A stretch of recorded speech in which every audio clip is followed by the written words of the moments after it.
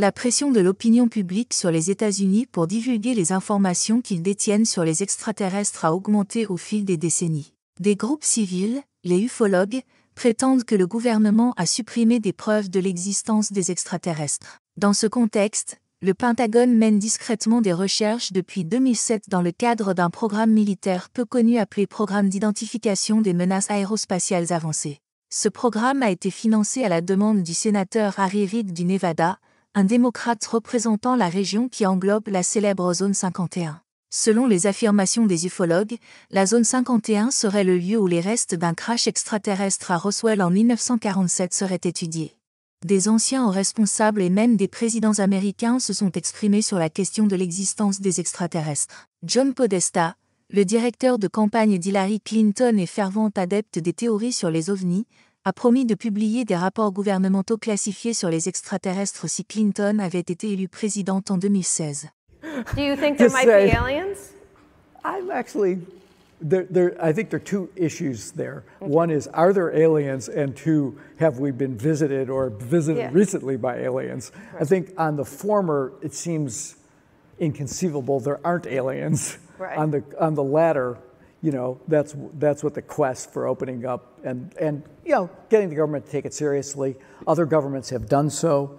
Mm-hmm. They've both looked and reviewed their files. They've set up, you know, these are small teams of people to say, okay, well, if we see something, let's examine it. Let's rather than being embarrassed, ashamed, and treating it as something that has to go into black programs everywhere. Let's let the public in on what we know. But you were, that's all I've championed, and I stand by it. And I think it would be good. And I think there's actually a lot of public interest in the phenomena in doing that. and I got to tell you, I meet a lot of politicians, people in Washington and others who say, I'm with you, but I can't say so. But you were White House Chief of Staff. You had a very high security clearance. So recognize you can't tell us anything about classified information.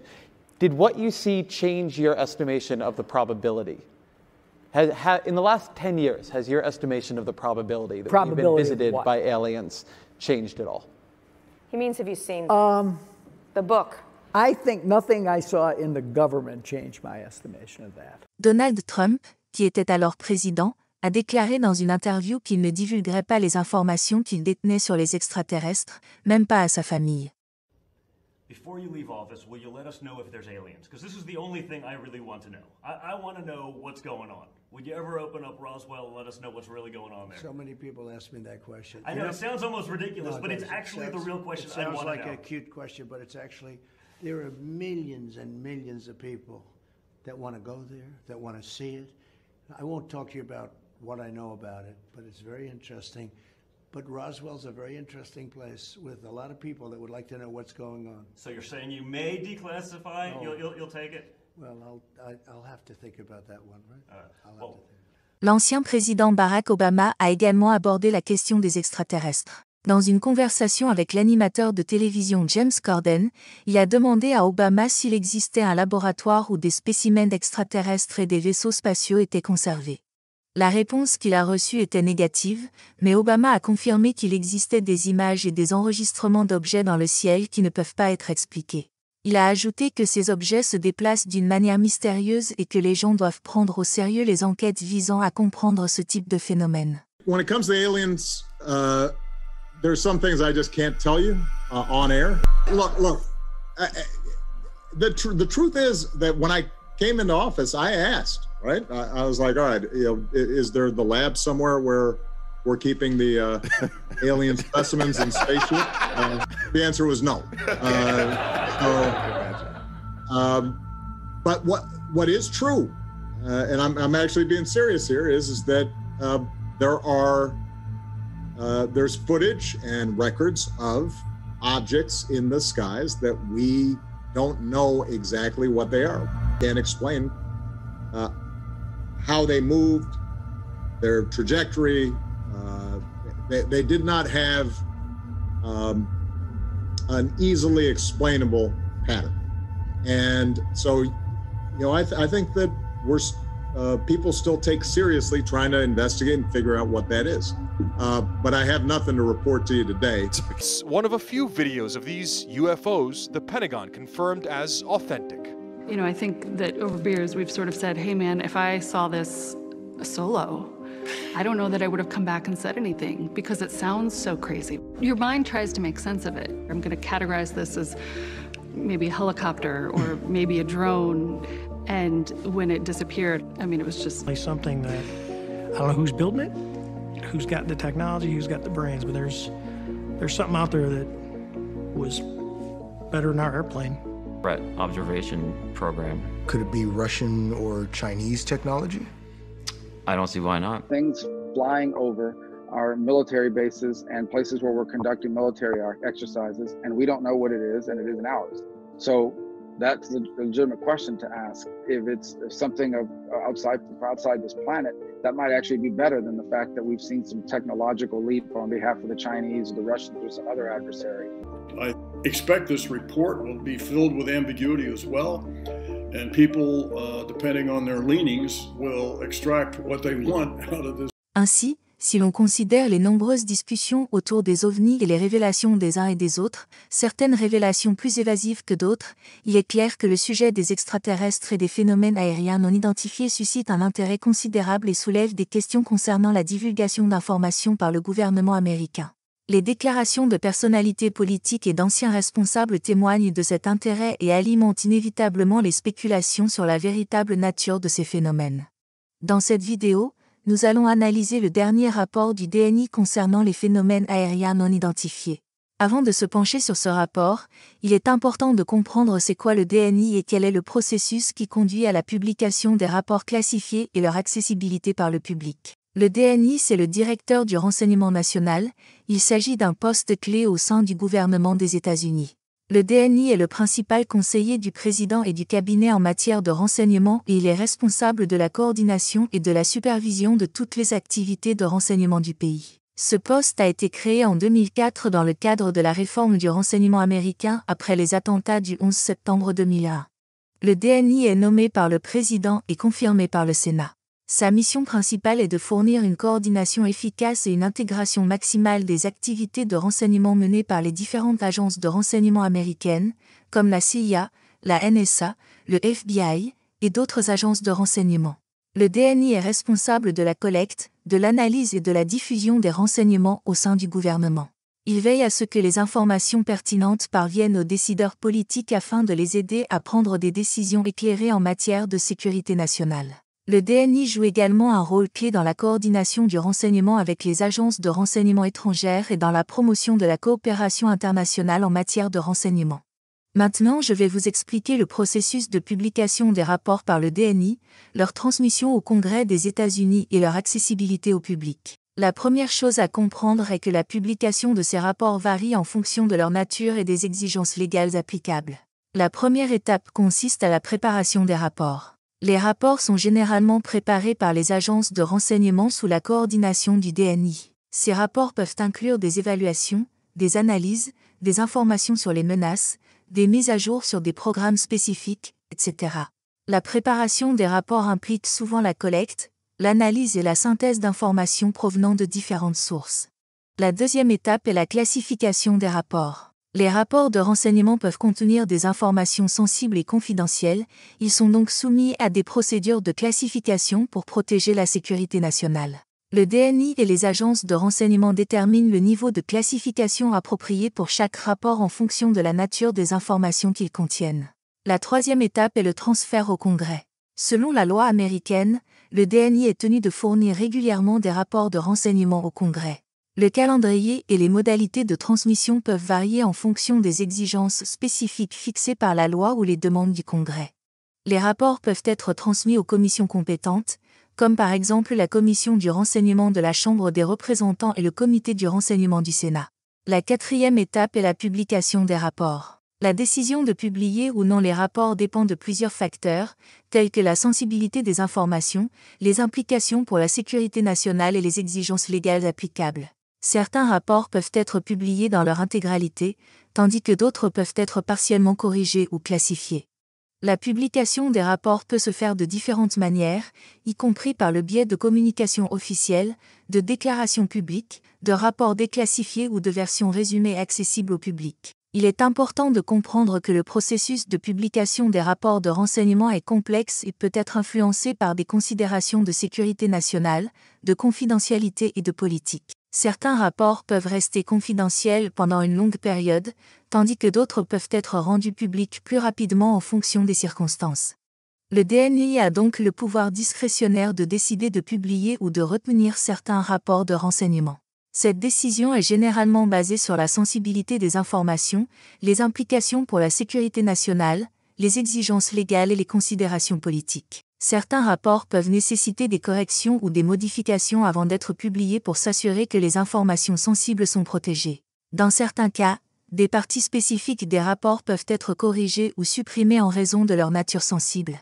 Le DNI doit trouver un équilibre entre la transparence et la protection de la sécurité nationale lorsqu'il décide de publier les rapports de renseignement. Même dans le cas de demandes émanant du Congrès, le DNI conserve un certain pouvoir discrétionnaire en ce qui concerne la publication des rapports de renseignement. Même si le Congrès peut demander spécifiquement la divulgation de certains rapports, le DNI examine attentivement les implications de la divulgation, notamment en ce qui concerne la sécurité nationale et les considérations juridiques. Le DNI peut recommander des modifications, des corrections ou des classifications appropriées avant de publier les rapports demandés par le Congrès. Le processus de divulgation dépend également des lois et des procédures en vigueur, ainsi que des politiques internes du DNI et des agences de renseignement concernées. Il est donc possible que même en réponse à une demande du Congrès, le DNI puisse retenir certaines informations ou décider de publier les rapports avec des restrictions ou des modifications. Je vous explique tout cela parce que le rapport de 2023 sur les activités OVNI qui a été remis au Congrès semble être peu informatif et vague. Malgré ces 7 pages, ce rapport ne fournit que peu de détails et d'informations concrètes sur les OVNI malgré des décennies d'observations et de témoignages. J'ai lu attentivement les 7 pages de ce rapport et je le trouve personnellement assez évasif. Commençons par l'analyse de la page numéro 2. Selon le rapport, le nombre de phénomènes UAP a augmenté. En plus des 144 rapports couverts au cours des 17 années précédentes, le Bureau d'évaluation préliminaire du directeur du renseignement national, ODNI, a découvert 247 nouveaux rapports et a identifié 119 autres rapports qui ont été soumis après la période d'évaluation préliminaire. Cela fait donc un total de 510 rapports UAP en date du 30 août 2022. Le deuxième point concerne les raisons de l'augmentation des rapports UAP. Cette augmentation des cas OVNI serait attribuée à une meilleure compréhension des menaces potentielles que ces objets peuvent représenter en termes de sécurité des vols et en termes de collecte de renseignements par des adversaires potentiels. Je ne sais pas précisément ce qu'ils entendent par « adversaires potentiels », j'imagine qu'ils font référence aux pays non alliés des États-Unis, je ne pense pas qu'ils parlent des extraterrestres en tant qu'adversaires, ce serait absurde si c'était le cas. En tout cas, il n'existe pas à ma connaissance, de rapport de collision entre un OVNI et un avion en circulation. Il est ensuite mentionné que la diminution de la stigmatisation entourant le signalement des OVNI a également contribué à cette augmentation. Il s'agit là d'une stigmatisation gouvernementale car le public, lui, a toujours voulu savoir. Le point suivant concerne la création du Bureau de résolution des anomalies de tous les domaines, ARO. Le texte mentionne la création de l'ARO au sein du département de la Défense, DOD. Ce bureau est destiné à faciliter une meilleure coordination des efforts de résolution des UAP et une meilleure attribution des plans d'action unifiés. Il remplace l'équipe spéciale sur les phénomènes aériens non identifiés, UAPTF, et dispose d'un large éventail de pouvoirs et de responsabilités. Ok, pourquoi pas, on verra ce que ça donne concrètement en termes de résultats. Ensuite, le rapport parle de la coordination des efforts de détection et d'identification. L'ARO est le responsable national du renseignement pour l'aviation, NIM Aviation, coordonne les efforts de détection et d'identification des UAP au sein du DOD, des partenaires interagences et de la communauté du renseignement, IC. Cette coordination vise à améliorer la connaissance du gouvernement américain sur les objets dans l'espace aérien et la résolution des événements UAP. Bon, là c'est du blabla logistique, on s'en fiche. Le point suivant concerne la préoccupation liée à la sécurité des vols et aux activités de collecte d'adversaires. Le rapport souligne que les UAP continuent de se produire dans des espaces aériens restreints ou sensibles, ce qui soulève des préoccupations concernant la sécurité des vols et les activités de collecte d'adversaires. J'imagine que là ce qui les inquiète surtout c'est le vol d'informations par des adversaires comme ils disent. Le dernier point de cette page concerne des enquêtes sur une possible participation gouvernementale étrangère. Le rapport dit que l'ARO, en collaboration avec NIM Aviation et la communauté du renseignement, IC, continuera à enquêter sur toute preuve suggérant une éventuelle participation d'un gouvernement étranger aux événements UAP. Bon, personnellement, je pense que c'est du gros délire. Aucun pays au monde ne peut disposer de telles technologies, il suffit de voir ce dont ces objets sont capables pour comprendre que ce n'est pas, ni aujourd'hui, ni demain à la portée d'une quelconque agence ou pays quel que soit son niveau d'avancée technologique. Pour réaliser de telles prouesses aériennes, il faudrait maîtriser des principes comme ceux de l'antigravité, de la propulsion avancée et de la manipulation de l'espace-temps, ce qui est très loin de notre compréhension et de nos capacités actuelles. Par conséquent, il est fort improbable qu'un gouvernement étranger ait atteint un niveau technologique si avancé pour être responsable de ces phénomènes aériens non identifiés. Les implications et les caractéristiques observées des UAP suggèrent qu'ils sont au-delà de nos capacités technologiques actuelles. La perception et les opinions concernant le Bureau de résolution des anomalies de tous les domaines, ARO, et son mandat pourraient varier en fonction des individus et de leurs perspectives. Certains pourraient saluer la création de la ARO comme un pas vers une plus grande transparence gouvernementale dans la collecte et l'analyse des phénomènes aériens non identifiés.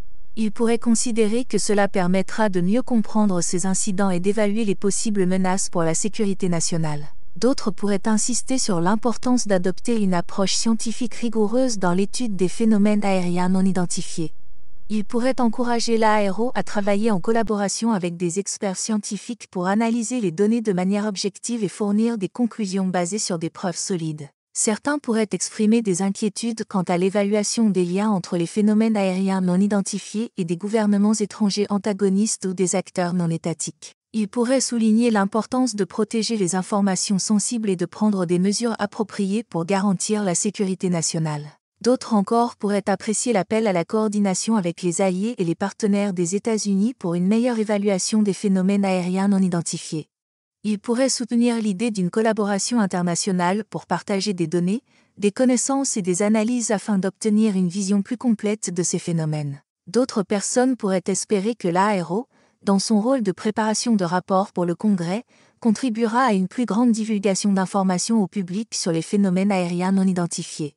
Ils pourraient soutenir l'idée d'une plus grande ouverture et transparence concernant ces questions. Ces perspectives ne sont pas exhaustives et il existe certainement d'autres opinions et considérations possibles. Les avis sur le Bureau de résolution des anomalies de tous les domaines dépendent des valeurs, des connaissances et des attentes individuelles de chacun, mais aussi des informations disponibles sur les résultats et les actions concrètes de l'ARO au fil du temps. L'ARO a été créée dans le contexte de l'étude des phénomènes aériens non identifiés, qui est souvent associée aux observations UFO, qui est l'équivalent du terme OVNI en français.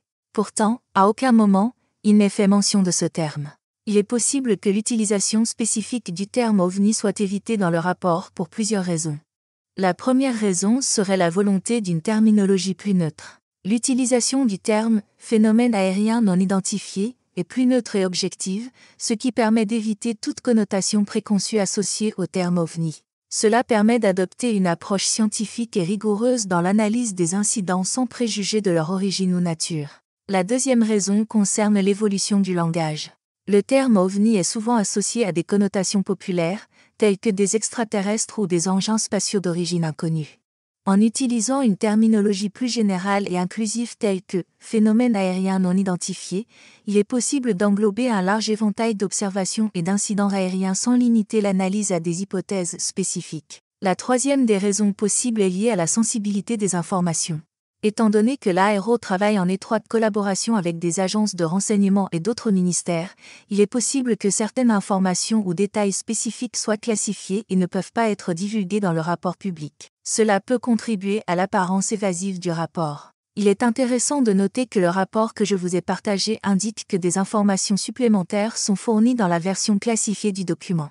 Cela suggère que le rapport original est une version non classifiée plus détaillée et complète. La version classifiée du rapport peut contenir des informations plus spécifiques, des données sensibles et des analyses approfondies sur les phénomènes aériens non identifiés et les activités de l'ARO. Nous avons donc ici une version simplifiée ou limitée du rapport original. Dans ce rapport de 2023, Il est intéressant de noter que la sécurité nationale est la principale préoccupation des États-Unis en ce qui concerne les objets volants non identifiés. Il est clair que les ovnis ne représentent pas une menace directe pour les pays, car de nombreux incidents ont eu lieu à proximité de bases militaires ou de sites nucléaires.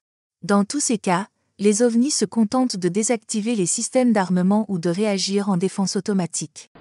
The first incident, and I think the most significant one that I was really associated with, two F-86Ds, and the Hanford Atomic Energy plant, if you know where that is on the Columbia River. Mm-hmm. And, this UFO was headed toward that, and they scrambled.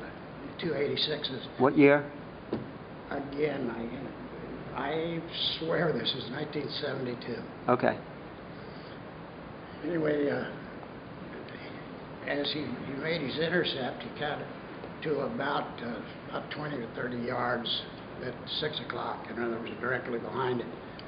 And the thing didn't turn. It continued its flight toward the Hanford area. And what he did in an 86D, they have a pod of 2.75 rockets. They have 36 of them in the pod. Well, when the UFO didn't turn, then he got clearance to fire and fired. But instead of the rockets going forward, the second the pod opened, his airplane blew up. And killing the pilot. What? Did the pilot get killed? We never found the slightest piece of him. I mean, totally destroyed. They drugged the Columbia River for about 30 to 40 miles downstream, and about 20 or 30 upstream. Il n'existe aucun cas documenté d'un ovni ayant attaqué une structure militaire ou civile, et les autorités américaines en sont bien conscientes. Personnellement, je suis d'avis que les ovnis sont bien plus nombreux que ce que ce rapport suggère. Je crois également que les véritables cas d'ovnis, c'est-à-dire les objets qui ne sont pas d'origine humaine, ont pour but d'étudier la progression de l'humanité de la même manière que nous pourrions étudier une espèce animale dans son environnement naturel. Je pense également que ces objets partagent un intérêt commun avec l'espèce humaine pour notre planète. Je ne crois pas que l'objectif des ovnis soit l'hostilité, mais plutôt qu'ils manifestent leur inquiétude face à certaines avancées technologiques de l'humanité. C'est probablement l'une des raisons pour lesquelles les ovnis se manifestent souvent près de bases ou de sites sensibles. Bien que je ne puisse pas affirmer avec certitude ce qu'ils font exactement près de ces installations, tout semble indiquer qu'ils sont parfaitement informés de tout ce qui est fait ou produit par l'homme depuis longtemps. Il est important de souligner que la connaissance de l'existence des ovnis ne dépend pas uniquement des observations modernes. En effet, les récits de visiteurs extraterrestres sont présents dans toutes les cultures du monde et à travers toutes les époques. Ces récits remontent bien avant les avancées technologiques révolutionnaires de l'humanité. Ils témoignent d'un intérêt ancestral pour les phénomènes inexpliqués et suscitent des interrogations sur notre place dans l'univers. Chers spectateurs, je tiens à vous remercier du fond du cœur pour avoir suivi avec passion ma série d'enquêtes de vérité sur les ovnis. Votre soutien et votre intérêt ont été incroyables pour le développement de ma chaîne. Aujourd'hui, je voulais vous partager une grande nouvelle. Cette vidéo marque la fin de ma série sur les ovnis, pour le moment. Mais ne vous inquiétez pas, car de nouvelles aventures passionnantes sont à venir. Je suis ravie de vous annoncer que je vais me lancer dans une toute nouvelle série de vidéos qui exploreront un autre thème captivant. Nous allons plonger dans un univers tout aussi mystérieux et intrigant, prêt à dévoiler d'autres vérités fascinantes. Je suis convaincue que cette nouvelle série élargira encore davantage nos horizons et stimulera notre esprit de découverte. Ensemble, nous explorerons des sujets qui nous captiveront et nous inspireront. Restez à l'affût, car de nouvelles vidéos seront bientôt publiées.